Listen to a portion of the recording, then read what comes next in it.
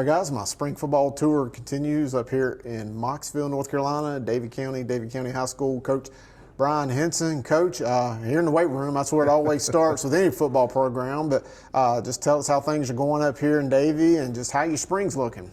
First of all, I appreciate you stopping by, Chris. It's always good to talk ball with you and sit down and visit with you.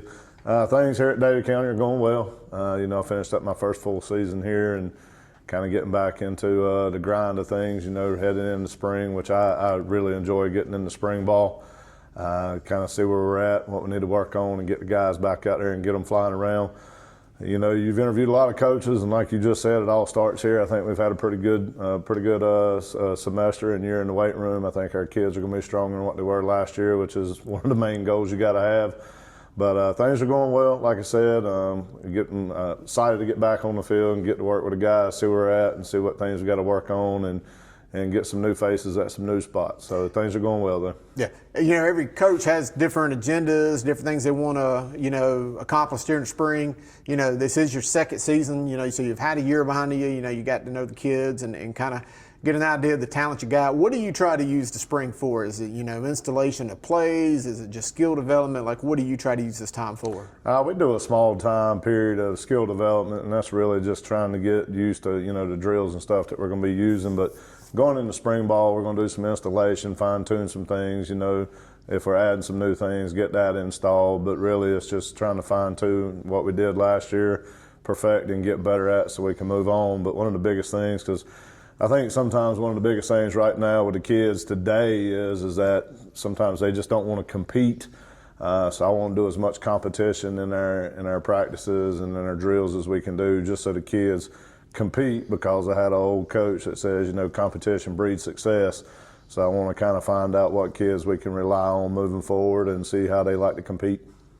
Speaking of old coach, and I don't think we're quite old yet, but you and I did both start our coaching time at the same time back in Rowan County, so we're definitely in the older group. Let's just call it that. But you've seen a lot of changes, in your time, and it's a different world. Social media has added a lot of variables to coaching, and players picking up and moving, and so on and forth. What do you think about this new age of high school football, where it's just a lot going on? To be honest, I hate it. I'm not a fan of it. I think one of the things is, high school football is built around communities, taking pride in the community you live in, the pride that the community that you serve, the kids that you serve. I think now a lot of times we've got coaches going around trying to recruit and do some things, kids looking for easier opportunities other places.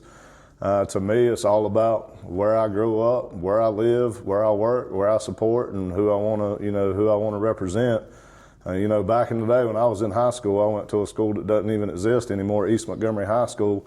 We would have never thought about going to West Montgomery. And now today, unfortunately, I don't think that's ever an issue with kids.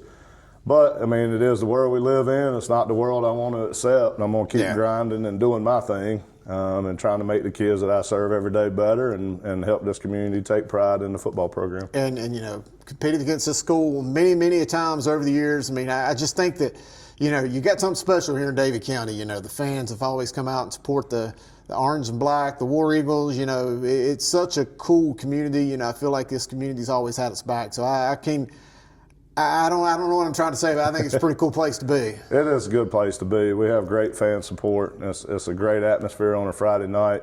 Even Thursday nights, we have great fan support for our kids. And I told our kids one time this season, I said, whenever you go out and play this game and whenever you watch film of the opponent, I want you to look in the stands of the teams that you're playing and see what's in the stands. Yeah. And you take pride in who you play for and who you represent, because our fans come out and they support you. And that's something I want our kids to take pride in, because Davie County does a good job of supporting the young kids and the student athletes that we have here.